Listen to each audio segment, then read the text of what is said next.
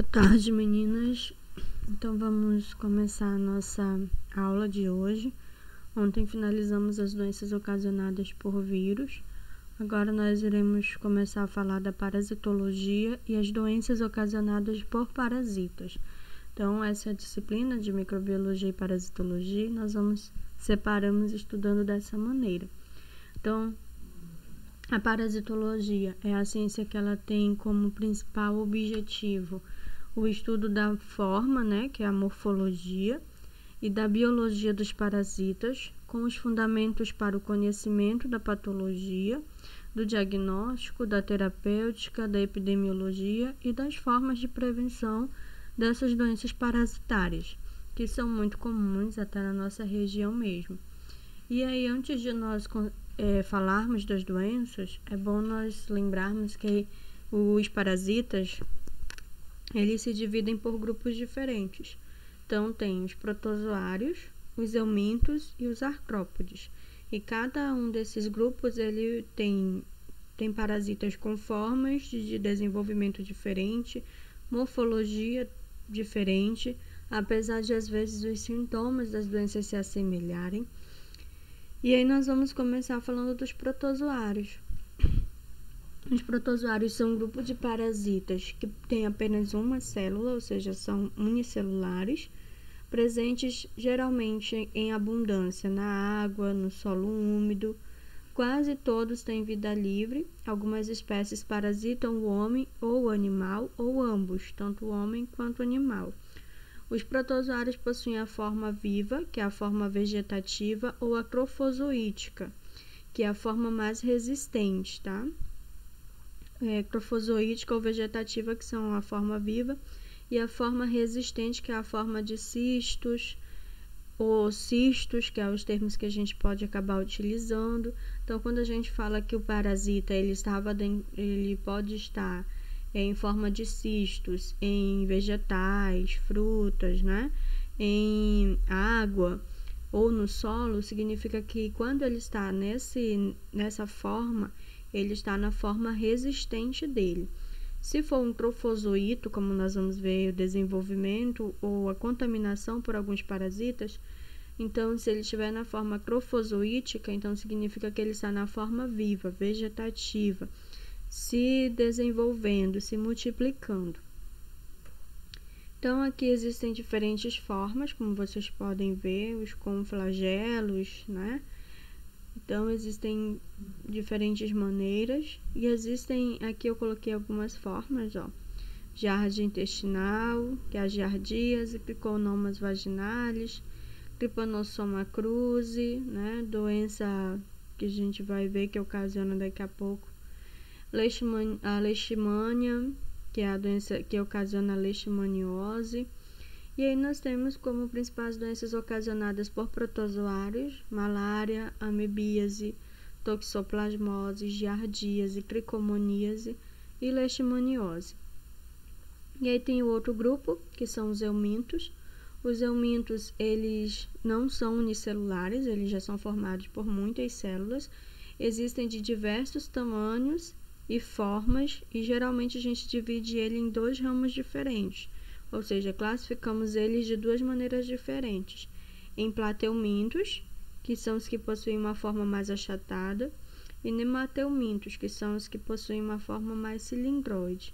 Então aqui nós temos a parte dos plateumintos, que são os que possuem a forma mais achatada. Essa é a tênia, ou solitária, como muitos costumam chamar, no popular, mas é o euminto que esse é o tipo de euminto, ela é achatada, diferente dos demais, que é meio arredondado, cilíndrico.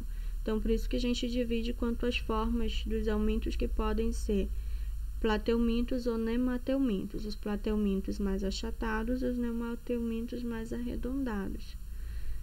Principais doenças ocasionadas por eumintos: esquistossomose, trichuríase, enterobíase, ascaridíase, estrongiloidíase, ancilostomíase.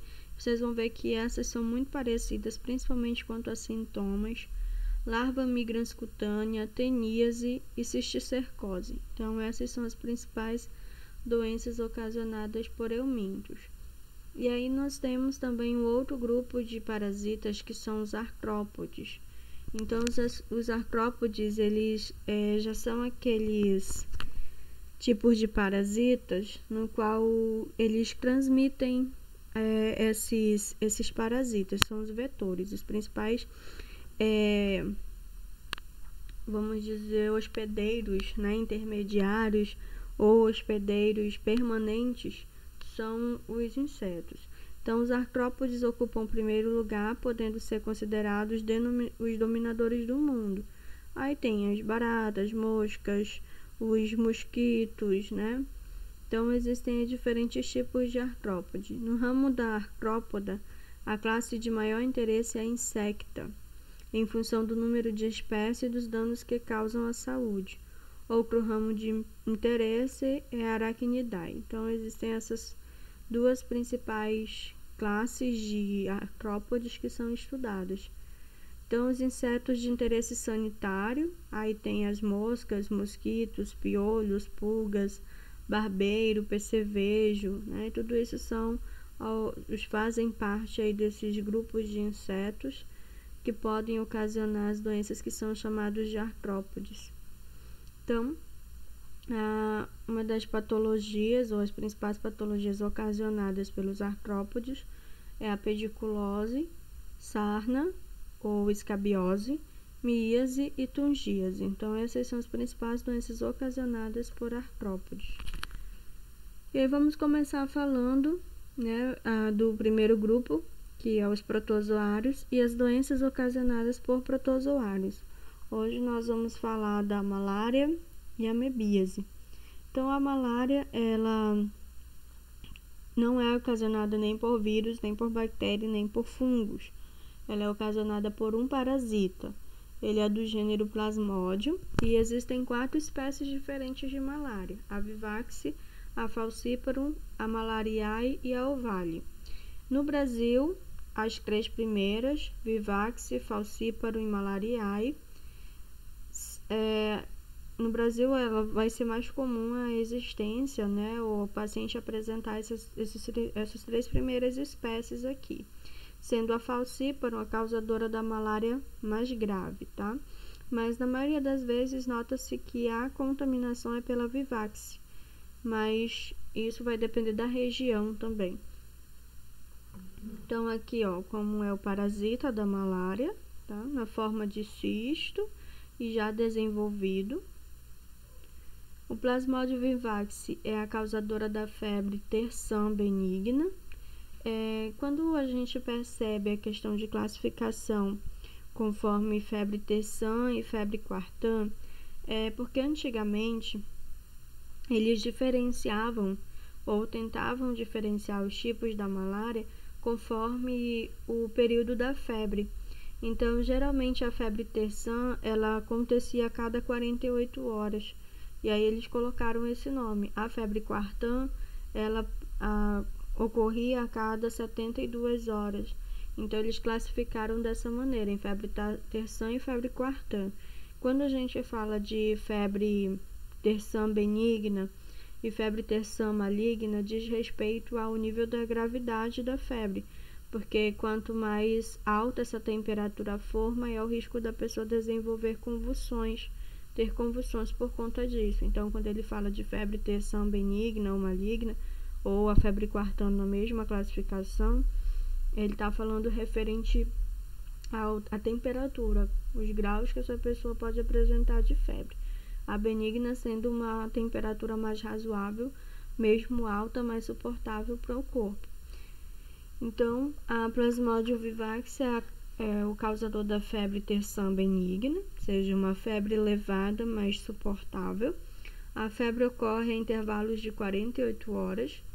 Plasmodium falciparum é a causadora da febre terçã maligna, ou seja, até porque é referido lá no início, como eu falei para vocês, como um tipo de malária mais grave. Então, a febre ocorre em intervalos de 36, 40 e 48 horas. Aí tem a Plasmodium malariae, é o causador da febre quartã benigna, ou seja, a febre que ocorre a cada 72 horas. E tem a Plasmodium ovale, que é a causadora da malária ovale. Nesse tipo de malária, geralmente é um tipo, uma espécie específica, que além de ela ocasionar todos os sintomas anteriores, ela também vai ocasionar mudança nas hemácias, que são os glóbulos vermelhos do sangue, que levam oxigênio para os tecidos. Então, ela tem essa particularidade em relação à malária, ao Plasmodium ovale, esse tipo de malária, porque ela causa modificações nas células vermelhas do sangue. Então, aqui nós começamos a notar, olha, porque as hemácias elas são arredondadas. A pessoa com malária, ela passa a apresentar, ter uma mudança nessas células, elas vão ficando ovais, ó.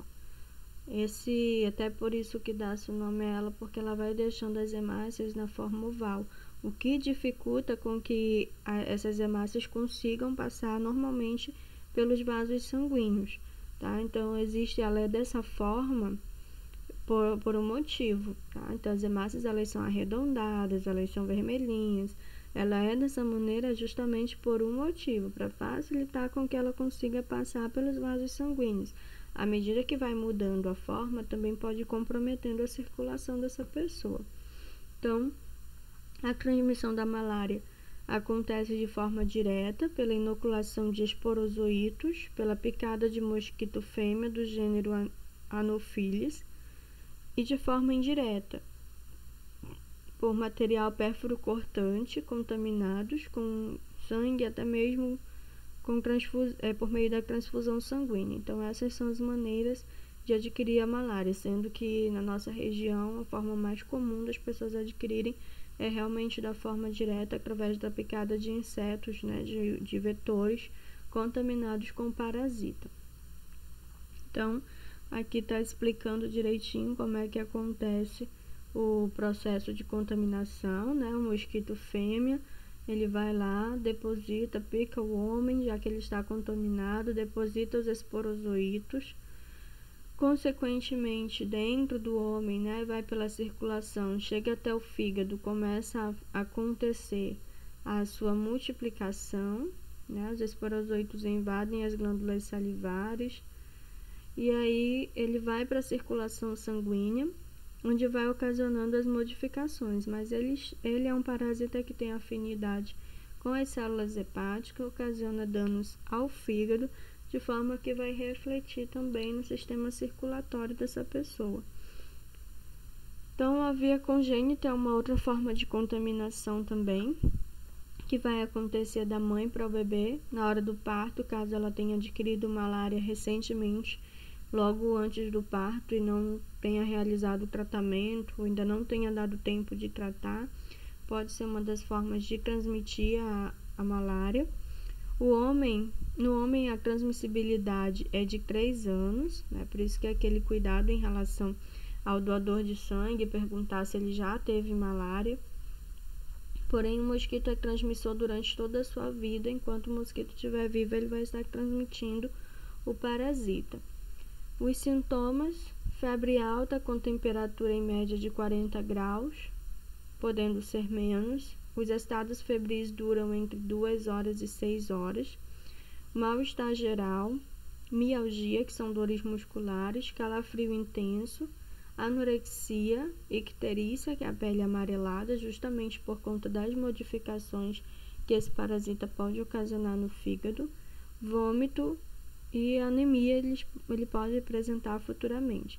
Em caso, até porque lembra lá das hemácias que muda, né? Dependendo da espécie do parasita, ele pode mudar também a questão das hemácias, e se tem um déficit de hemácias, de glóbulos vermelhos, consequentemente a pessoa tem um estado de anemia.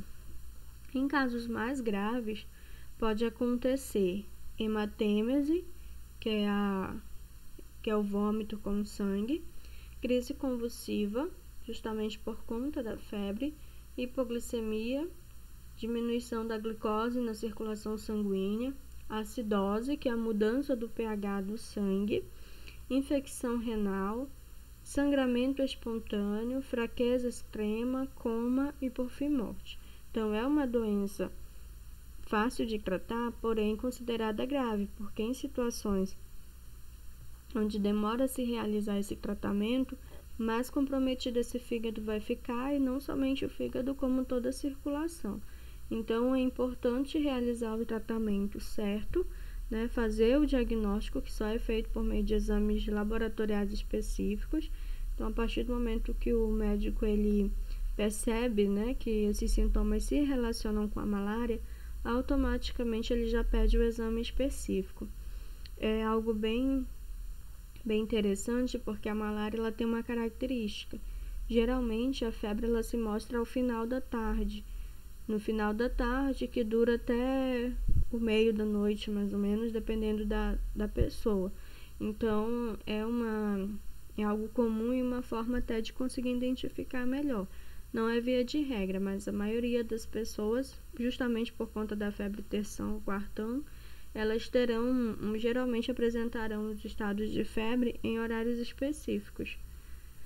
Então, o acesso sintomático, propriamente dito, apresenta-se em 3 fases. Isso é bem interessante, porque depois que vai passando a febre, a pessoa ela apresenta essas 3 situações, que são as fases de frio, que dura de 1 a 2 horas, as fases de calor, que dura de 2 a 4 horas, e a fase de sudorese intenso, ou seja, suor intenso, que dura cerca de 1 hora. E é comum, pessoas com malária elas apresentam febre alta, posteriormente começam a apresentar esses sintomas nessas 3 fases. Então, é bem fácil de conseguir notar e conseguir relacionar também. Profilaxia ou prevenção, comunicar a vigilância epidemiológica, porque ela tem que verificar onde é esse local que tem vetores que estão transmitindo a doença, combater os vetores, tomar quinino, que são as cloroquinas, né?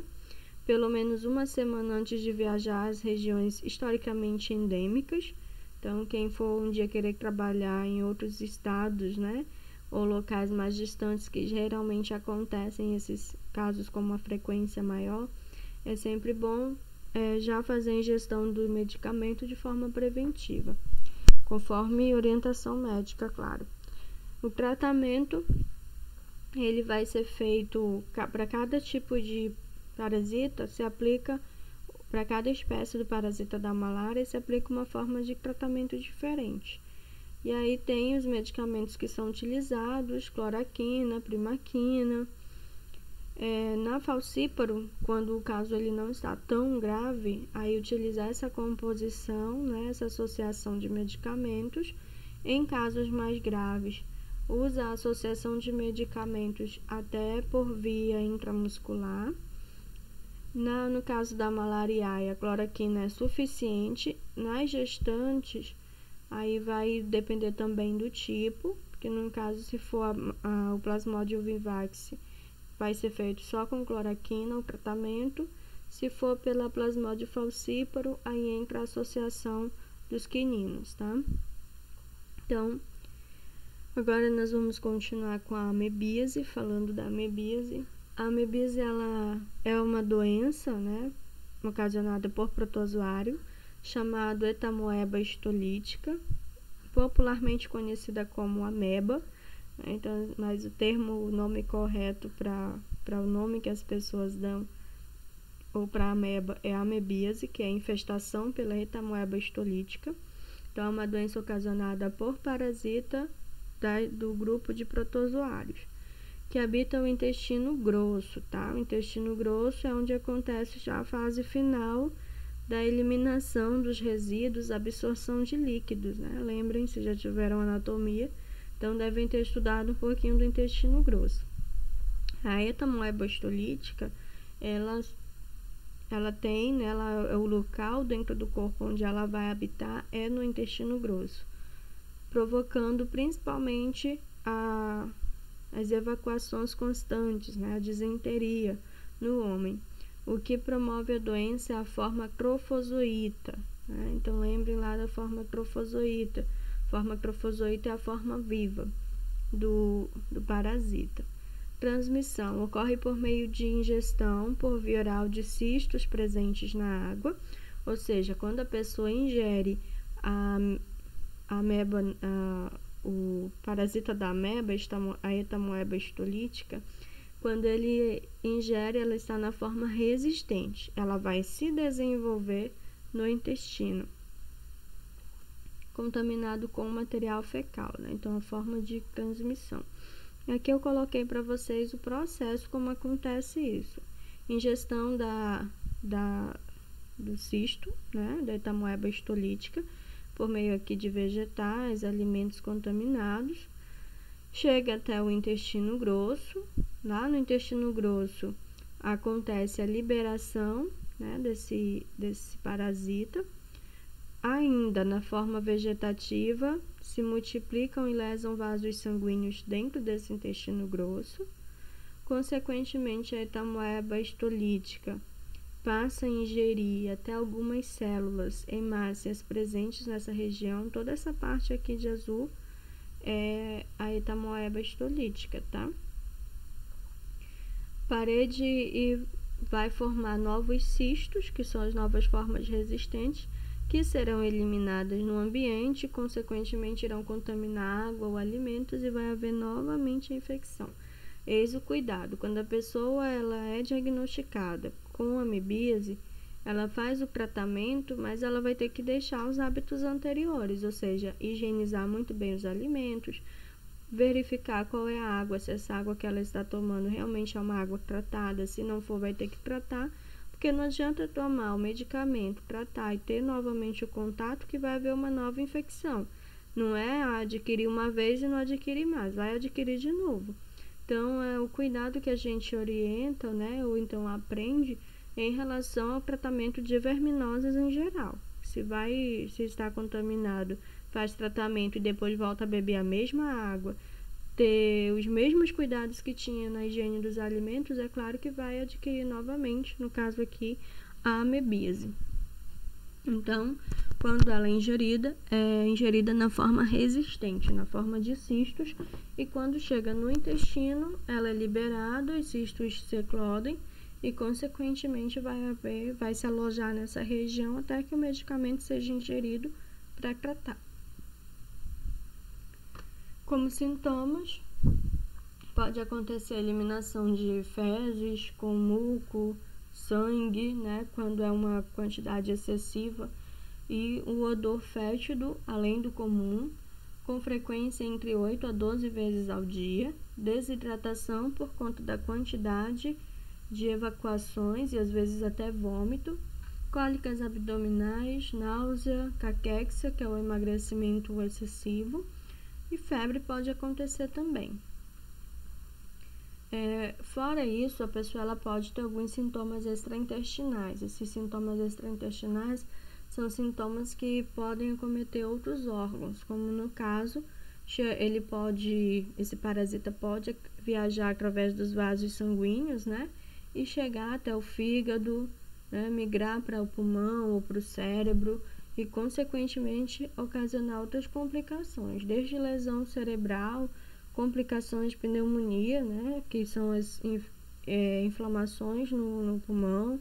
Então, pode lesionar, trazer lesões bem graves para esse paciente que está debilitado ou mesmo não tratou a doença.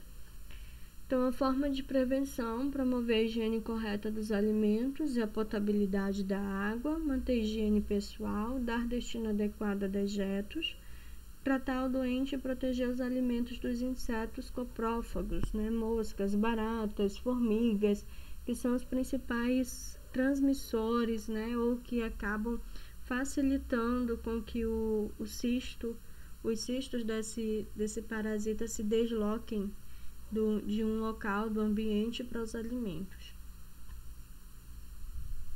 Então, amanhã nós vamos falar da doença de Chagas, que é ocasionada pelo Trypanosoma cruzi.